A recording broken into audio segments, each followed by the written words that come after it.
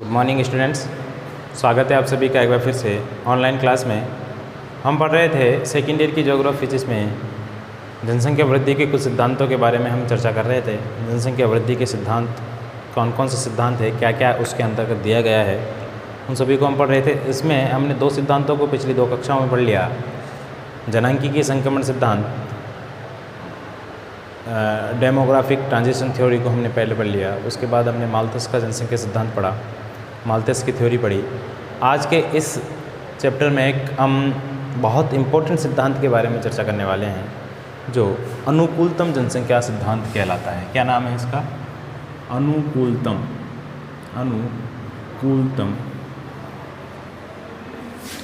जनसंख्या सिद्धांत। क्या नाम है बोलो? अनुकूलतम जनसंख्या सिद्धांत। इसके बारे में आज हम पढ़ने जाएंगे। अनुकूलतम जनसंख्या सिद्धांत को बोलते हैं ऑप्टिमम पॉपुलेशन थ्योरी। बहुत इम्पोर्टेंट है और समझने वाली चीज़ है, ठीक है। लाइव क्लास के माध्यम से भी मैंने आपको समझाने की कोशिश की थी, यहाँ भी मैं आपको समझाने की कोशिश करूँगा। फिर भी अगर आपके कुछ डाउट्स है, क्योंकि इम्पोर्टेंट थ्योरी है, इस वजह से मैंने लाइव क्लास में आपको समझाने की कोशिश की इसको। तो बहुत इंपॉर्टेंट सिद्धांत होने वाला है, समझने की कोशिश कीजिएगा इसको। यह सिद्धांत 1924 में ब्रिटिश अर्थशास्त्री थे। देखिए, ये जो जनसंख्या वृद्धि के सिद्धांत हम पढ़ रहे हैं, ये ज्योग्राफी का चैप्टर तो है ही, साथ ही इकोनॉमिक यानी कि अर्थशास्त्र का भी चैप्टर है, ठीक है। तो जितने भी ये सिद्धांत दिए हैं अर्थशास्त्रियों ने दिए हैं, ना कि भूगोलवेत्ताओं ने, ठीक है। तो एक अर्थशास्त्री हैं जिनका नाम है एडविन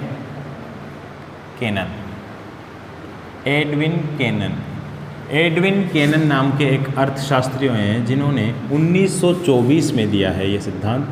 और ये थे ब्रिटिश अर्थशास्त्री। कहाँ के थे ये? ब्रिटेन के, ठीक है। ब्रिटिश अर्थशास्त्री एडविन केनन द्वारा दिया गया ये सिद्धांत है। ये सिद्धांत इस बात की व्याख्या करता है कि किस प्रदेश में अनुकूलतम जनसंख्या कितनी होनी चाहिए, ठीक है। यानी कि इन्होंने अनुकूलतम जनसंख्या उस जनसंख्या को कहा है जो किसी प्रदेश के लिए हानिकारक स्थिति पैदा करती है या लाभदायक स्थिति पैदा करती है। यानी कि जो जनसंख्या जिस देश की है, वह जनसंख्या उस देश के लिए हानिकारक है या उस देश के लिए लाभदायक है। इस प्रकार की जनसंख्या को इन्होंने अनुकूलतम जनसंख्या के माध्यम से समझाने की कोशिश की। अगर हानिकारक जनसंख्या है तो इसका मतलब वहाँ जनसंख्या ज़्यादा हो गई है, वहाँ जनसंख्या कम करनी पड़ेगी। अगर लाभदायक है तो जनसंख्या कम है इसका मतलब, या फिर ज़्यादा है।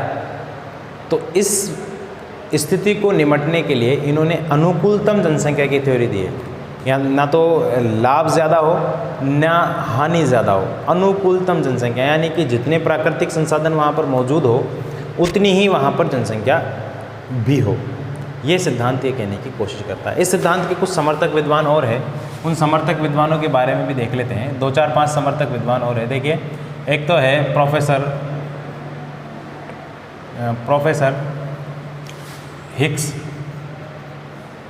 हिक्स महोदय है, और इसके अलावा डाल्टन महोदय है, और अन्य विद्वानों में प्रोफेसर बॉल्डिंग है, रॉबिन्स है। इन सभी विद्वानों ने इस सिद्धांत का क्या किया है भाई? समर्थन किया है। यानी कि जो थ्योरी है, इस थ्योरी के समर्थन में उन्होंने अपनी बातें कही हैं, ठीक। चलिए आगे देखते हैं कि यह जनसंख्या वृद्धि सिद्धांत जो है, यह जनसंख्या वृद्धि सिद्धांत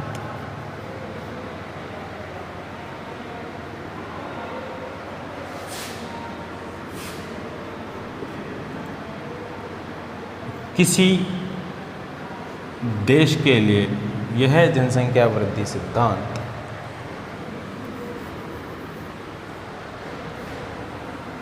यह पता लगाता है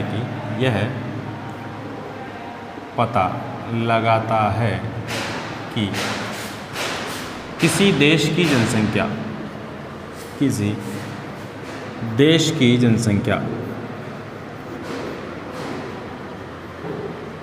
वृद्धि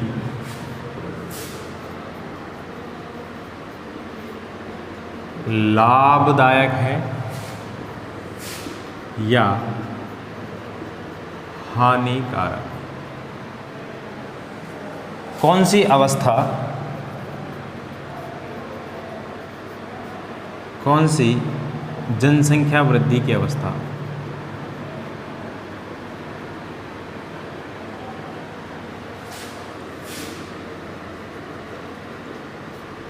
अनुकूलतम है? अनुकूलतम है, ये इसके माध्यम से हमको समझने को मिलेगा। देखिए, आप नोट्स बनाइए, इसके ये इम्पोर्टेंट थ्योरी है, इस वजह से मैं इसके नोट्स भी आपको इसी वीडियो के माध्यम से, आपको स्क्रीन पे दिख रहा होगा, इसी वीडियो के माध्यम से मैं आपको प्रोवाइड करवा दूंगा। तो आप नोट्स संबंधी कोई चिंता ना करें, केवल इस सिद्धांत को समझ लीजिए, ठीक है। बहुत इंपॉर्टेंट सिद्धांत होने वाला है, इस सिद्धांत को केवल आप समझ लेंगे तो भी आपकी पार पड़ जाएगी, ठीक है। लिखने की बात अलग है। इसके विद्वानों ने क्या कहा है, देखिए, इसको मिटा देता हूँ।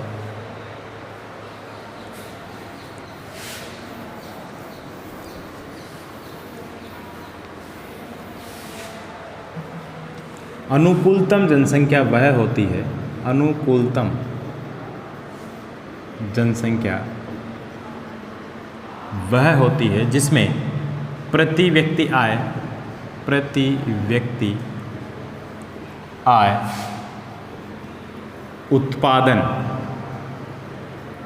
और जीवन स्तर, ये क्या हो, उच्च। यानी कि इस सिद्धांत के समर्थक विद्वानों का यही कहना है, टोटल सभी विद्वानों का मिला करके, कि जनसंख्या का जो ये सिद्धांत है, इसका उद्देश्य ये, अनुकूलतम जनसंख्या उसे कहते हैं जिसमें लोगों की प्रति व्यक्ति आय अधिक हो, लोगों का जीवन स्तर उच्च हो और लोगों का प्रति व्यक्ति उत्पादन जो है वो भी अधिक हो। तो ऐसी जनसंख्या जहाँ पाई जाएगी, उसी जनसंख्या को क्या कहते हैं, उसी जनसंख्या को कहा जाता है अनुकूलतम जनसंख्या, ठीक है। इसके बाद कुछ विद्वान आए, देखिए डॉल्टन वगैरह सिद्धांत जो विद्वान आए हैं, उन्होंने क्या कहा है, उनके अनुसार भी हम देख लेते हैं। देखिए, एक आया है डॉल्टन विद्वान, डॉल्टन ने क्या कहा है कि अनुकूलतम जनसंख्या वह है जिसमें प्रति व्यक्ति आय अधिक हो। अनुकूलतम जनसंख्या क्या है, जिसमें प्रति व्यक्ति आय क्या हो, अधिक हो। फिर इसके बाद एक आया है बॉल्डिंग नाम का विद्वान, बॉल्डिंग ने क्या कहा है, अनुकूलतम जनसंख्या वह है जिसमें लोगों का जीवन स्तर उच्च हो। बात समझ में आ रही है? इसमें इसने क्या बोला है, प्रति व्यक्ति आय उच्च हो, इसमें लोगों का जीवन स्तर हो, ये बॉल्डिंग ने कहा है, ये डाल्टन ने कहा है। फिर एक आया प्रोफेसर हिग्स जो इसके समर्थक विद्वान भी हैं, उन्होंने क्या कहा है कि अनुकूलतम जनसंख्या वह है जिसमें प्रति व्यक्ति उत्पादन अधिक हो। ये क्या हो, प्रति व्यक्ति उत्पादन सर्वाधिक हो। ऐसी जनसंख्या को इन्होंने अनुकूलतम जनसंख्या कहने की कोशिश की है। कुल मिलाकर के कहा जा सकता है कि किसी देश में होने वाली जनसंख्या में वह वृद्धि जो वहाँ के उपलब्ध संसाधनों के अनुसार वहाँ के लोगों की प्रति व्यक्ति आय, जीवन प्रत्याशा और प्रति व्यक्ति उत्पादन को उच्च स्तर तक ले जाती है, ऐसी जनसंख्या ही क्या कहलाती है, अनुकूलतम जनसंख्या कहलाती है। बात समझ में आ गई होगी आपके, मैं आपको समझाने की कोशिश करता हूँ, एक बार दोबारा से सुनिए। अनुकूलतम जनसंख्या उसे कहते हैं कि जिसमें प्रति व्यक्ति आय वास्तविक आय से क्या हो जाती है, अधिकतम हो जाती है, ठीक है। और यह सिद्धांत यही स्पष्ट करता है, क्या करता है, यह सिद्धांत इसी बात को स्पष्ट करने की कोशिश करता है कि किसी देश में जनसंख्या की वृद्धि लाभदायक है या हानिकारक है, यानी कि वहाँ कौन सी जनसंख्या अनुकूल है, ठीक है। इसके बाद केनन महोदय आते हैं। केनन महोदय कौन है, वही केनन महोदय जिन्होंने इस सिद्धांत का प्रतिपादन किया। आप स्क्रीन पर देख पा रहे होंगे, मैंने पूरे नोट्स आपको प्रोवाइड करवाए हैं, स्क्रीन के माध्यम से आप नोट्स बना सकते हैं, ठीक है। स्क्रीन के माध्यम से आप नोट्स बना सकते हैं, जो स्क्रीन पे आपको दिखाई दे रहा है कि केनन ने क्या कहा है, कि केनन ने कहा है कि अनुकूलतम जनसंख्या से अभिप्राय है जनसंख्या के उस आकार से है जो उपलब्ध संसाधन, पूंजी और वर्तमान प्रवृत्ति की स्थिति में अधिकतम प्रति व्यक्ति आय प्रदान करे। यानी कि जो अनुकूलतम जनसंख्या है उसका यही मतलब होता है कि वहाँ उपलब्ध संसाधन, पूंजी और वर्तमान स्थिति में लोगों के पास अधिकतम प्रति व्यक्ति आय मिले, लोगों को अधिकतम प्रति व्यक्ति आय मिले। इसके बाद देख लेते हैं इस सिद्धांत की व्याख्या। इस सिद्धांत की व्याख्या के अंतर्गत क्या कहा गया है वो सब चीज़ें हम इसमें देख लेते हैं। ठीक है, चलिए सिद्धांत की व्याख्या देखते हैं हम।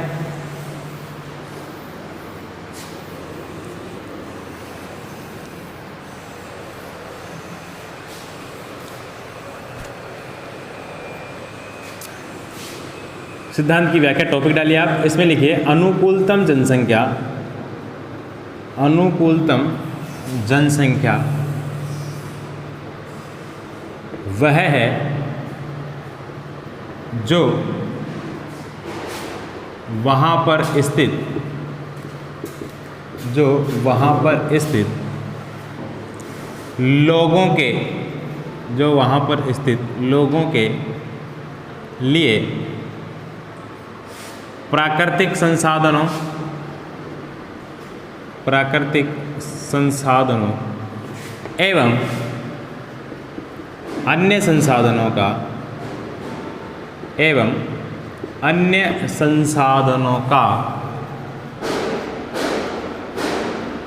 अधिकतम उपयोग कर सके, अधिकतम उपयोग कर सके। बहुत इजी बात है। क्या बात है कि अनुकूलतम जनसंख्या कौन सी जनसंख्या है? वह जनसंख्या है जो वहाँ पर उपस्थित लोगों के लिए वहाँ के जो संसाधन हैं, प्राकृतिक संसाधन हो या अन्य संसाधन हो, जैसे मानवीय संसाधन है, सभी संसाधनों को लोगों के लिए उसका अधिकतम उपयोग सुनिश्चित कर सके। ऐसी जनसंख्या ही अनुकूलतम जनसंख्या। अगर वहाँ पर उपलब्ध प्राकृतिक संसाधनों का अधिकतम उपयोग कर सकेंगे तो लोगों की प्रति व्यक्ति आय भी बढ़ेगी, और प्रति व्यक्ति आय बढ़ेगी इसका मतलब ही क्या है? इसका मतलब ही है अनुकूलतम जनसंख्या। बिल्कुल बात आपके समझ में आ रही होगी। चलिए इसके बाद देखिए, इसमें कुछ बातें कही गई है जो बातें आपको समझना जरूरी है। ठीक है, सिद्धांत की थ्योरी तो आपने देख ली होगी। इसमें कुछ बातें कही गई है, 3 बातें हैं इंपॉर्टेंट। वो तीनों बातें क्या हैं वो देख लेते हैं हम। देखिए एक बात है इसमें जनाभाव की बात। ठीक है, ये थ्योरी जो भी है ये थ्योरी आप लिख लेना। इसके माध्यम से मैंने आपको बीच बीच में नोट्स उपलब्ध करवाए हैं, करवाता रहेंगे इसी वीडियो के माध्यम से। तो ये सिद्धांत देखिए, इसमें एक स्थिति होती है जनाभाव की। जनाभाव बोलते हैं यानी कि लोगों की कमी। अगर किसी प्रदेश में, किसी देश में, किसी स्थिति या किसी क्षेत्र में, किसी प्रदेश में वहाँ की जनसंख्या जो है अनुकूलतम जनसंख्या से कम है, अनुकूलतम जनसंख्या से क्या है? कम है।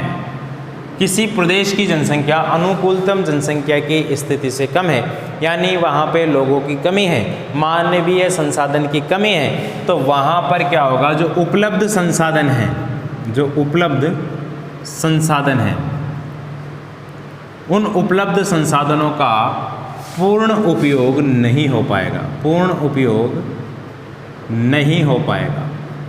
ठीक है, जैसे मान लीजिए किसी कोई देश है, बड़ा सारा देश है, रसिया को ले लीजिए आप, रूस को, विश्व का सबसे बड़ा देश है। तो वहाँ पर क्या है, इतना बड़ा देश है, वहाँ संसाधनों की भरमार है। साइबेरिया क्षेत्र में देखो तो बहुत संसाधन है। ठीक है, तो ऐसे देश में जहाँ संसाधन बहुत ज़्यादा मात्रा में हो और लोगों की जनसंख्या कम हो, तो वहाँ पे क्या होगा? वहाँ पे क्या है? लोगों की प्रति व्यक्ति आय जो है वो प्रति व्यक्ति आय क्या होगी? कम होगी। क्यों कम होगी गुरुजी? समझ में आ रही है हमारी बात? हालांकि रशिया प्रति व्यक्ति आय अधिक है, वहाँ पर इतनी ज़्यादा अधिक भी नहीं है, लेकिन वहाँ के संसाधनों की तुलना में देखा जाए तो वहाँ की प्रति व्यक्ति आय कम है। क्यों कम है? क्योंकि वहाँ का लगभग 70 से 80% हिस्सा रूस का, वहाँ कोई लोग रहते ही नहीं, वहाँ संसाधनों की भरमार है। साइबेरिया क्षेत्र बहुत सारे कोयला के भंडार है वहाँ पे, और धात्विक और अधात्विक खनिजों के भंडार वहाँ पे पड़े हुए हैं, लेकिन उनको निकाला नहीं जा सकता। ठीक है। तो वहाँ संसाधनों को देखते हुए वहाँ के लोगों की प्रति व्यक्ति आय कम है, यानी कि संसाधन अधिक है, जनाभाव की समस्या है, वहाँ पे लोगों की कमी है। इस वजह से क्या है, वहाँ के लोगों की प्रति व्यक्ति आय कम हो जाएगी, क्योंकि वहाँ जितने भी संसाधन हैं उन संसाधनों का संपूर्ण रूप से दोहन नहीं हो पा रहा, संपूर्ण रूप से उपयोग नहीं हो पा रहा। अगर पूरा उपयोग कर लेंगे वो, तो प्रति व्यक्ति आय बढ़ेगी ना भाई, प्रति व्यक्ति आय लोगों की बढ़ जाएगी। अगर पूरे, जैसे मान लीजिए हमारा एक क्षेत्र है, हमारा एक गाँव है, गांव के अंदर मान लीजिए रोजाना 20 लीटर दूध पैदा होता है, 20 लीटर दूध का उत्पादन होता है, ठीक है। अब वहाँ 20 लीटर दूध का उत्पादन होता है, लेकिन रहने वाले केवल 10 ही है। रहने वाले कितने हैं? केवल 10 लोग हैं। अब वो 10 लोग वो उस दूध को पी नहीं पाते, उस दूध का जो है उपभोग नहीं कर पाते, तो क्या होगा, वो दूध बच जाएगा, संसाधन फालतू जाएगा।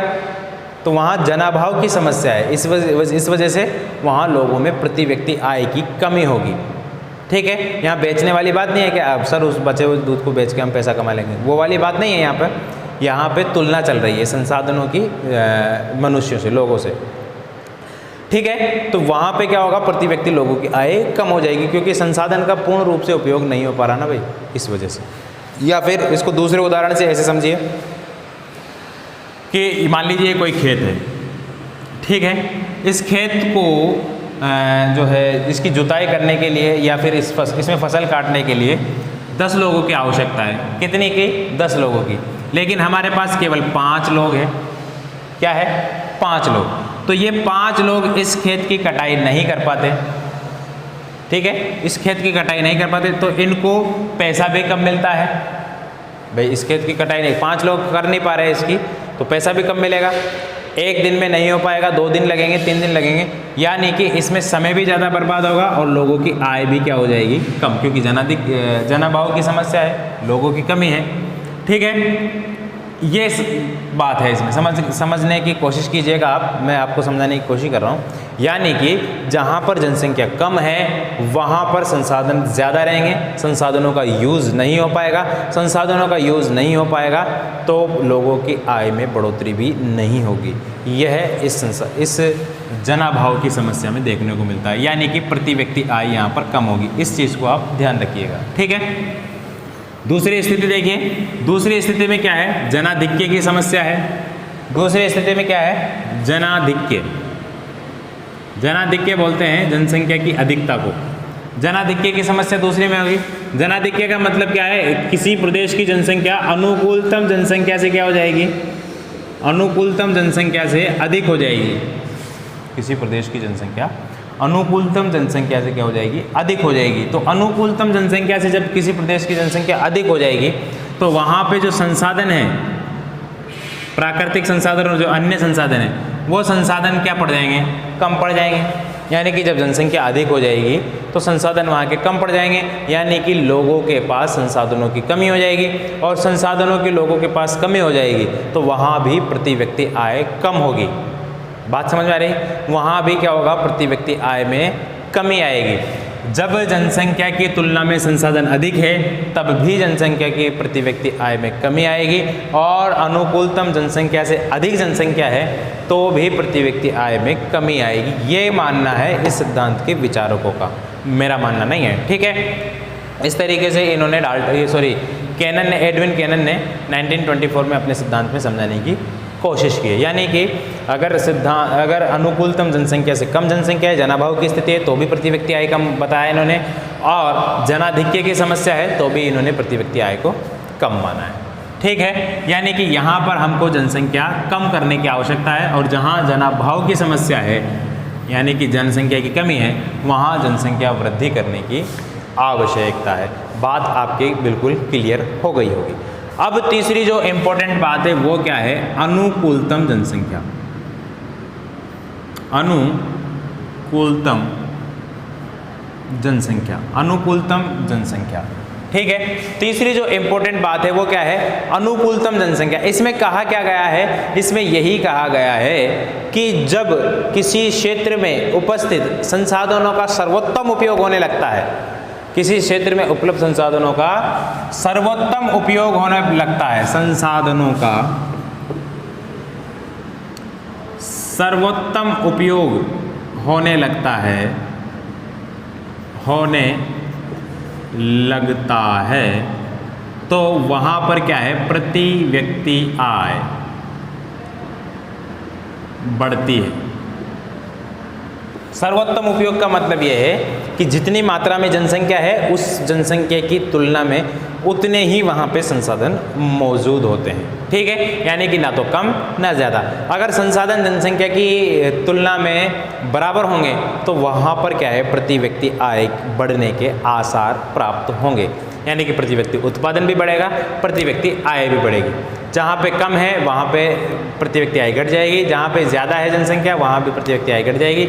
लेकिन जहाँ अनुकूलतम जनसंख्या है, यानी कि संसाधनों के अनुकूल जनसंख्या है, वहाँ पे प्रति व्यक्ति आय में बढ़ोतरी होगी, प्रति व्यक्ति उत्पादन में बढ़ोतरी होगी। बात आपकी क्लियर होगी। ठीक है, इसके बाद देखिए डाल्टन महोदय आए और डाल्टन महोदय ने एक सूत्र के माध्यम से इसको समझाने की कोशिश की। सूत्र बिल्कुल आसान है, सूत्र बिल्कुल आसान है। m बराबर, डाल्टन ने दिया है सूत्र अनुकूलतम जनसंख्या को समझाने के लिए, m बराबर a minus o upon o, ये सूत्र दिया है इन्होंने। m बराबर a minus o upon o, यानी कि यहाँ पर m बराबर अंतर है इनका, जनसंख्या का अंतर, कितना अंतर आ रहा है, पॉजिटिव आ रहा है कि नेगेटिव आ रहा है। ठीक है, a बराबर है एक्चुअल पॉपुलेशन, यानी कि वास्तविक जनसंख्या, वास्तविक जनसंख्या। ठीक, और O बराबर है ऑप्टिमम पॉपुलेशन, यानी कि अनुकूल जनसंख्या, अनुकूलतम जनसंख्या। समझने की कोशिश करना इस सूत्र को, थोड़ा सा गणित में चलते हैं हम। m बराबर इनका जो अंतर है वो हमको मालूम चलेगा कि वहाँ पे जनसंख्या अनुकूलतम होनी चाहिए, होगी या नहीं है, या जनाधिक्य है या जन भाव है, वो हमको m के माध्यम से पता चलेगा, m जो रिजल्ट आएगा हमारा। और a बराबर क्या है, एक्चुअल यानी कि वास्तविक जनसंख्या वहाँ की, और o बराबर क्या है, ऑप्टिमम पॉपुलेशन, यानी कि कौन सी जनसंख्या जो है अनुकूलतम जनसंख्या। इसको एक सारणी के माध्यम से हम समझते हैं पहले, फिर उस सारणी के जो आंकड़े हैं उनको इसमें डालने की कोशिश करेंगे। देखिए, ये किसी प्रदेश की जनसंख्या है और ये प्रति व्यक्ति आय है, प्रति व्यक्ति आय। ठीक है, और एक तरफ है जनसंख्या, ये जनसंख्या है करोड़ में, कितने में है, करोड़ में। किसी देश की जनसंख्या में लिखूंगा यहाँ पर, और इधर क्या लिख रहे हैं हम, प्रति व्यक्ति आय। समझने की कोशिश करना, यहाँ जनसंख्या 5 करोड़ है, यहाँ 10 करोड़ है, यहाँ 15 है, यहाँ 20 है, यहाँ 25 यानी कि 25 करोड़ है। ठीक है, अब यहाँ पे देखिए आप, यहाँ पे जो है प्रति व्यक्ति आय 100 है, यहाँ पे प्रति व्यक्ति आय 200 है, यहाँ पे प्रति व्यक्ति आय यहाँ पे 200 है, यहाँ पे 300 है, यहाँ पे 400 है, यहाँ पे फिर 300 है, यहाँ पे 200 है। ये किसी एक देश के वास्तविक आंकड़े हैं जो लिए गए हैं, ये कोई दूसरी बात नहीं है कि जो है इसको आकलन किया गया है, आकलन नहीं है, ये वास्तविक आंकड़े हैं किसी देश के। इन्होंने सारणी के माध्यम से समझाने की कोशिश की अपने सिद्धांत में, वही आंकड़े, ओरिजिनल जो आंकड़े हैं वही मैं आपको बता रहा हूँ। इन्होंने बताया है कि किसी देश में जब 5 करोड़ जनसंख्या थी, वहाँ प्रति व्यक्ति आय कितनी थी, 200। जब अब 200 इसको आप रुपए में माने, डॉलर में माने, टका में माने, पाउंड में माने, किसी में मान लीजिए। ठीक है, कोई सी भी मुद्रा में मान लीजिए। 5 करोड़ जहाँ की जनसंख्या थी, वहाँ क्या हुआ, 200 रुपये मान लीजिए अपने, 200 रुपये वहाँ के लोगों की प्रति व्यक्ति आय थी, यानी कि एक आदमी 200 रुपये कमा रहा था। 10 जब करोड़ जनसंख्या हुई तो वहाँ के लोगों की आय भी बढ़ गई, जनसंख्या बढ़ी तो प्रति व्यक्ति आय भी बढ़ी। 15 जब जनसंख्या हुई, 15 करोड़ जब जनसंख्या हुई तो वहाँ क्या हुआ, प्रति व्यक्ति और आय बढ़ गई, 400 रुपये हो गए। लेकिन जब 20 बढ़ी तो वहाँ क्या है, संसाधनों की कमी आ गई। संसाधनों की कमी आ गई तो क्या हुआ, वहाँ की जनसंख्या भी घट गई। जनसंख्या घट के कितनी हो गई, प्रति व्यक्ति आय भी घट गई। प्रति व्यक्ति आय घट के कितनी होगी, वापस 300 हो गई। और 25 यानी कि जनसंख्या और ज़्यादा बढ़ी तो प्रति व्यक्ति आय और थोड़ी सी घट गई। इस तरीके से इस सारणी के माध्यम से हमको पता चलता है कि यहाँ पर ये तो जनाधिक्य की स्थिति है जनाधिक्य की स्थिति में भी प्रति व्यक्ति आय क्या है, प्रति व्यक्ति आय कम है। जनाधिक्य की स्थिति में भी, ये जनाभाव की स्थिति है, जनाभाव की स्थिति में भी प्रति व्यक्ति आय कम है। और ये वाली जो स्थिति है 15 वाली 400 वाली, यानी कि यहाँ पर प्रति व्यक्ति आय उच्च है, ये क्या है, अनुकूलतम जनसंख्या है। बात अब क्लियर हो गई होगी आपके, मुझे उम्मीद है। यानी कि यहाँ पर जनाभाव की समस्या है, यानी कि लोग कम है तो प्रति व्यक्ति आय भी कम है। यहाँ जनाधिक्य की समस्या यानी कि लोग अधिक है तो प्रति व्यक्ति आय फिर भी कम है। लेकिन बीच वाली जो स्थिति है 15 वाली, वहाँ 15 वाली स्थिति में प्रति व्यक्ति आय अधिक है, जो कितनी है, 400। यही क्या है, अनुकूलतम जनसंख्या। अब इसके माध्यम से हम सूत्र के माध्यम से इसको समझने की कोशिश करें तो देखिए m बराबर हमको ज्ञात, अगर इसमें 2-3 बात और है। अगर m बराबर 0 आता है तो वो अनुकूलतम जनसंख्या है, ठीक है। m बराबर 0 आता है तो क्या है, अनुकूलतम जनसंख्या है। m बराबर अगर नेगेटिव आता है m बराबर, तो वो क्या है, जनाभाव की समस्या है। और m बराबर अगर पॉजिटिव आता है तो क्या है, जनाधिक्य की समस्या है। किसकी समस्या है भाई, जनाधिक्य की समस्या है। यानी कि यहाँ पर लोगों की अधिकता है, यहाँ पर लोगों की कम है, और ये क्या है, अनुकूल जनसंख्या। अब देखिए इसी सूत्र के माध्यम से हम समझने की कोशिश करते हैं इसको। चलिए इसको याद रखना आप। देखिए मान लीजिए हम पहले वाले को इसमें डाल के देखते हैं। m बराबर, यहाँ वास्तविक जनसंख्या कितनी है, वास्तविक जनसंख्या 5 करोड़ है। कितनी है, 5 करोड़। अनुकूलतम जनसंख्या कितनी है, 15 करोड़। ये o बराबर अनुकूलतम जनसंख्या अभी हमने आपको बताया था, और नीचे किसका भाग दे देना है, 15 का, यानी कि अनुकूलतम जनसंख्या का, ठीक है। तो m बराबर हमको क्या प्राप्त होगा, -10/10। तो हमारा मान किस में आएगा भाई, माइनस में, ठीक है। यानी कि हमारा मान नेगेटिव आएगा। तो हम कह सकते हैं हमारा मान नेगेटिव आया है तो जनाभाव की समस्या है। यहाँ पर बात समझ में आ गई, डाल्टन के अनुसार समझाया गया है। m बराबर अगर हम अधिक वाली जनसंख्या ले लेते हैं, अधिक वाली देखिए 25 ले लेते हैं हम, और माइनस कितने करेंगे, अनुकूलतम जनसंख्या को 15 को माइनस करेंगे, बटा 15 करेंगे, तो 10/15 आएगा। 10/15 ये मान आएगा पॉजिटिव। क्या आएगा, पॉजिटिव में आएगा, पॉइंट कुछ आएगा ये। तो पॉजिटिव में अगर ये मान आएगा तो क्या है, देखिए पॉजिटिव आ रहा है तो जनाधिक्य की समस्या है यहाँ पर, ठीक है। यहाँ पर क्या है, जनाधिक्य की समस्या है। अगर हम वास्तविक जनसंख्या अनुकूलतम जनसंख्या के बराबर मान लें, यानी कि m बराबर हम मान लें 15, और वास्तविक जनसंख्या कितनी है, 15, अनुकूलतम जनसंख्या कितनी है, 15। यहाँ भी अनुकूलतम जनसंख्या लिख देंगे तो क्या आ जाएगा, 15 - 15 बराबर 0, 0/15 बराबर 0, ठीक है। 0 में किसी की भी संख्या का भाग दे तो 0 आता है।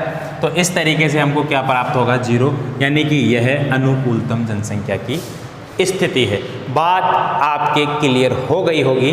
मैंने आपको नोट्स के माध्यम से जितनी भी लिखने वाली बातें थी, थ्योरी बातें थी, वो थ्योरी मैंने आपको समझा दी है। मैंने आपको इसका जो समझने वाला पार्ट था वो भी आपको मैंने समझा दिया है, यानी कि यह डाल्टन के अनुसार समझाने की डाल्टन ने कोशिश की थी। उम्मीद है आपको ये समझ में आया होगा।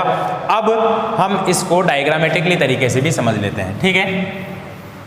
डायग्राम के माध्यम से भी इसको समझते हैं। चलिए डायग्राम देखिए, इसका डायग्राम भी बहुत आसान है, ज़्यादा मुश्किल नहीं है। डायग्राम देख लीजिए, ये डायग्राम मान लीजिए AB लाइन है, ये BC लाइन है, ये C लिख दिया मैंने, ये A लिख दिया मैंने, और ये B लिख दिया। ये तो कोई आमतौर से बात होती है, XY लिख दीजिए, कुछ भी लिख दीजिए। यहाँ पर क्या है, ये मैं इसको सीधा ही लिख देता हूँ, आप इस तरीके से लिख लें तो बेहतर रहेगा।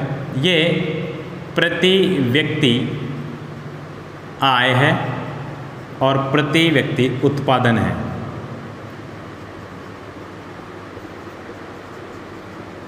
यानी कि इस तरीके से हम जाएंगे ऊपर की तरफ तो प्रति व्यक्ति आय बढ़ेगा, प्रति व्यक्ति उत्पादन भी बढ़ेगा, ठीक है। ये तो आप समझ में आता होगा ग्राफ का मामला तो आपको, यानी कि जैसे जैसे हम ऊपर की तरफ जाएंगे प्रति व्यक्ति आय भी बढ़ती जाएगी और प्रति व्यक्ति क्या बढ़ जाएगा, उत्पादन भी बढ़ता जाएगा। इधर हम चलेंगे तो जनसंख्या का आकार है, ये जनसंख्या का आकार है। यानी कि हम इधर की तरफ जा रहे हैं तो जनसंख्या क्या हो रही है, वृद्धि हो रही है। इधर की तरफ क्या है, जनसंख्या की वृद्धि हो रही है। चाहे तो आप इसमें आंकड़े भी लिख सकते हैं, 10 करोड़, 20 करोड़, 50 करोड़, 100 करोड़, 200 करोड़, इस तरीके से भी आप लिख सकते हैं। लेकिन इन्होंने अपने सिद्धांत में नहीं लिखा है, इसलिए इन्होंने जो ग्राफ दिया है उसमें ग्राफ में इन्होंने आंकड़े नहीं लिखे हैं, इसलिए हम भी बगैर आंकड़े के अध्ययन करेंगे। अगर आप लिखना चाहो समझने के लिए तो लिख सकते हो, ठीक है। 10, 20, 30, 40, 50, 60 लिख सकते हो क्योंकि जनसंख्या बढ़ रही है। यहाँ भी प्रति व्यक्ति आय अगर आप लिखना चाहो 200, 300, 500 जितने भी लिखना चाहो आप वो लिख सकते हैं, ठीक है।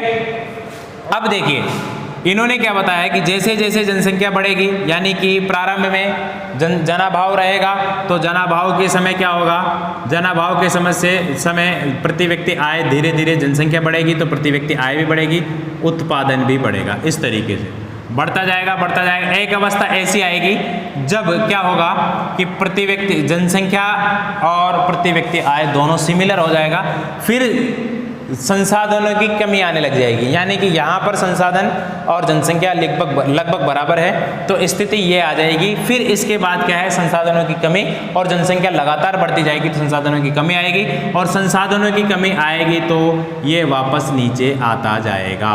इस तरीके से इन्होंने ये वाला जो पीक पॉइंट है इसका, ये जो वाला सर्वाधिक उच्च पॉइंट है इसका, इसी को क्या माना है इन्होंने, अनुकूलतम जनसंख्या। अनुकूलतम जनसंख्या इसको माना है। और यहाँ पे ये देखिए ये क्या है, यहाँ पे जनसंख्या की कम है, यानी जनसंख्या कम है, यहाँ पर प्रति व्यक्ति उत्पादन भी कर रहा है। ये कौन सी स्थिति है, जनाभाव की स्थिति है, यानी कि जनसंख्या की कमी है। ये वाली स्थिति कौन सी है, जनाधिक्य की स्थिति है, जनाधिक्य की स्थिति है, यानी कि यहाँ पर जनसंख्या क्या है, अधिकतम है। अगर बिंदुओं के नाम दे दिया जाए तो इनको एन हो गया, ये एम हो गया, कोई दिक्कत नहीं है। इससे अगर आप देना चाहो तो भी दे सकते हैं और नहीं देना चाहो तो भी आप दे सकते हैं। तो बताइए आपको ये सिद्धांत समझ में आया या नहीं आया। यहाँ पर हम लिख सकते हैं ये बढ़ता हुआ लाभ है और यहाँ पर लिख सकते हैं हम घटता हुआ लाभ है, यानी कि यहाँ पर ये जैसे जैसे कर्व ऊपर जा रहा है तो लोगों को लाभ यानी कि प्रति व्यक्ति आय में बढ़ोतरी हो रही है, यहाँ पर प्रति व्यक्ति आय में लोगों की गिरावट आ रही है। बीच वाली जो स्थिति है ये अनुकूलतम जनसंख्या की स्थिति है। इस तरीके से इन्होंने अपने सिद्धांत को समझाने की कोशिश की है। बहुत थोड़ा सा क्रिटिकल सिद्धांत है लेकिन मैंने बहुत सरल शब्दों में आपको समझाने की कोशिश की है। उम्मीद है आपको यह सिद्धांत समझ में आया होगा। इसके अलावा एक प्रोफेसर क्लार्क नाम के आए हैं, उन्होंने भी इस सिद्धांत को आगे बढ़ाने की बात कही है, उन्होंने भी समझाने की कोशिश की है, लेकिन वो हमारे काम की चीज़ नहीं है। ठीक है, इतना सिद्धांत आपको समझ में आ गया कि बोलो गुरुजी आ गया। चलिए तो ठीक है, मिलते हैं अगले वीडियो में एक नए टॉपिक के साथ। तब तक मुझे दीजिए इजाज़त। नमस्कार।